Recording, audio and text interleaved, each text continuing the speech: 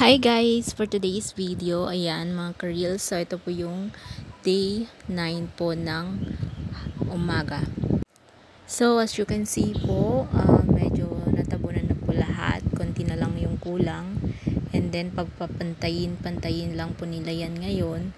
And then bubuhusan and pupormahan po nila tong beam na nasa harap para po mabuo yung beam. Yan, sa palibot po ng bahay. And then, itong lupa, papantayin po.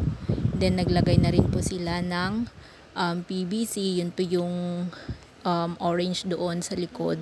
Yan, para po maging ready na po siya sa pag-flooring. So, yung beam na yan, hindi pa po naayos. Pero mamaya aayusin at lalagyan pa po ng mga bakal. And then, pupurmahan and then bubuhusan po. So, yan po yung magiging flooring ng bahay. Yan, ganyan po kataas. So, maganda na po yung medyo mataas. Ayan po. So, ito namang part na yan. Yan po yung mga PVC. Ayan. So, naka-ready na rin. And then, ang next na lang po nilang gagawin is mag-flooring po. Ayan. So, meron din pong beam dito sa part na yan, sa may gitna. Yan, para matibay po yung bahay. And then, dito po papantayin yung lupa para matabunan po yung mga yan. Yan.